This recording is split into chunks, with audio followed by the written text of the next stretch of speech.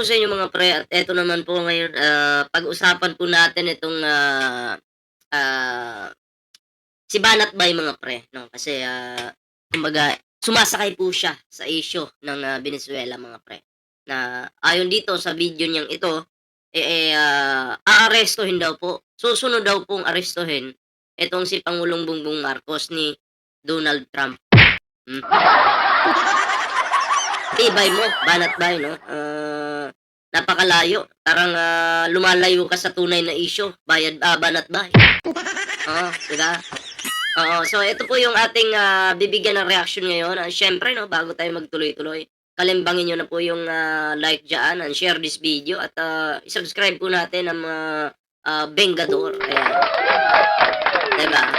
Importante pong i-subscribe natin 'yan mga pre, ayan, para, araw-araw po diyan po tayo magkikita-kita. Oh. 'Di ba? So, yun na nga 'no, play na natin 'to at, pakinggan natin yung kanyang, mga sasabihin at siyempre bigyan po natin ng reaksyon, 'di ba? Hmm. Posible kayang arestuhin din ni Trump si Marcos? Nako, yan ang ating pag-uusapan ngayong araw na ito. Kasi alam mo, itong bigyan ko lang kayo ng background, ano? Yung Venezuelan president, inaresto ho ng Amerika. Sa madaling salita, nasa ibang bansa, imagine niyo na lang, yung presidente ng ibang bansa, inaresto ni Trump. Hinuli sa sarili niyang lungga. Nakakita ng gayon, ano?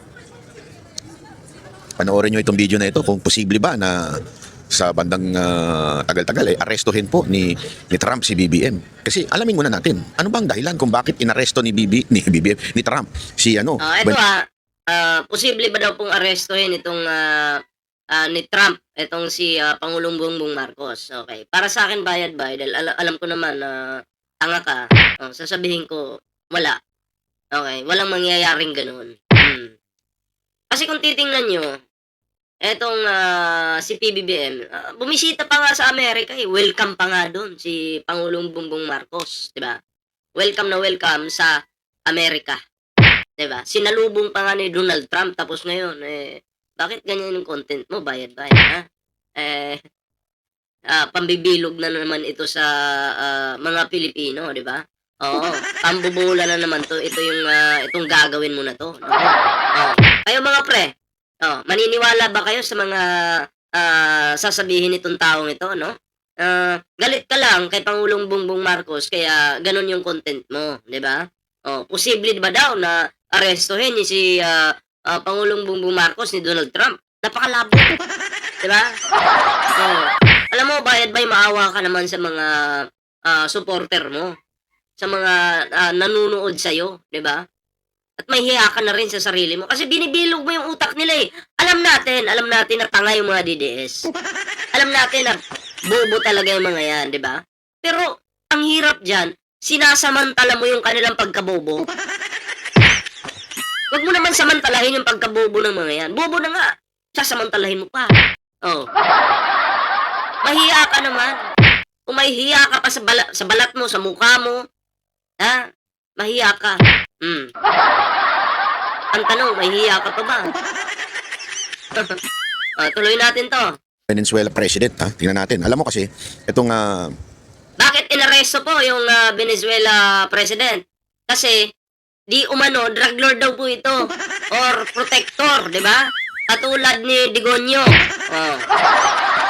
Kaya inaresto. Alam niyo naman si Donald Trump ayaw ng mga droga niya, 'di ba? Kaya inaresto. Kaya si Digong at, Venezuela president, magkapareho lang 'yan, 'di ba? Kaya hindi mo puwedeng i-compare yung Venezuela president 'no, dito kay PBBM. Kasi ang pangulo pala namin hindi niyo pangulo, iba yung pangulo niyo karton, eh. 'Di ba? Ang pangulo namin, matino. Yung karton yung pangulo, bangag. 'Di ba? So magkapareho lang po sila ng, Venezuela president. Pero, Venezuela, natuwa po sila dahil arestado na po ni Donald Trump yung kanilang presidente. Ngayon, itong tanga naman, masingit ko lang, itong tanga naman na si, Espiritu, Attorney Espiritu, nagrally-rally pa. Ayun, nilangaw sila. Pakawalan daw yung Venezuela president. Dahil ang ginagawa daw ng US, labag daw ito sa international law. 'Di ba? Tuwang-tuwa nga yung ano, yung mga, tao do'n sa Venezuela. Tapos ikaw, ayaw mo? Gusto mong ipakawalan yung, maging presidente do'n? Nasingit ko lang naman kasi tatanga-tanga din 'to si Luke Espiritu, eh. 'Di ba? Tuloy natin. Pag-aresto nito talagang nagkaroon ng matinding trigger Hmm. sa buong mundo. Bakit? Kasi syempre, isa kang sovereign state with its own laws, with its own military, with its own police. And yet, naaresto ka mismo sa loob ng kanila pong bansa. Ito ho kasing presidente nila na si Nicolas Maduro. Ito po ay presidente na since 2013. Imagine mo, 2013, 2026 inaresto siya. Ibig sabihin 13 years. 13 years siyang namamayagpag. Could you just imagine the power that this person has, 'di ba? 13 years. So, ngayon, tapos na yung kanyang pamamayagpag. Eto inaresto po siya. Hindi naman po siguro yung matutuwa yung mga nasasakupan niya doon kung, eto siguro baka mag-rally pa nga yung nasasakupan niya kung talagang matino siyang presidente, di ba? Oo, baka magwala pa, magalit pa yan kay Donald Trump, yung mga tao doon. Yung mga nasasakupan niya, yung nasa Venezuela, di ba? Baka magalit pa yan. Kaso tuwan-tuwa sila eh. So, isa lang po ibig sabihin yan. Di nila gusto yung presidente nila at masama yung presidente nila. Ito, base lang naman to sa pag-analyze po natin, di ba? Base lang naman to sa pag-analyze. At di umano, protector or drug lord pa. Di ba? Katulad ni Digunyo. So, anong reaksyon nyo dito? Kayo po ba, ano sa tingin nyo? Kayo po ba ipapabor na inaresto ng Amerika yung presidente nila? O hindi? Siyempre, pag silong espiritu yung sasagot, hindi daw. Nagwawala doon, so ewan ko saan sila nag-rally. Hindi mo naman gagawin yan kung hindi ka bayad. Kaya ang tanong ng taong bayan, bayad ka ba, Luke Espiritu? Tanong ko lang naman. During the time he was arrested. Hindi na, focus na tayo sa topic mo kay Pangulong Bongbong Marcos. Ka ba sa presidenteng nagbigay sa iyo at naglagay sa iyo ng allotment na 2 million tuwing Christmas, tuwing Undas, at kung ano-ano pang holiday. Every holiday, anak ng tutsang kalabaw, no? Every holiday meron silang pa 2 million.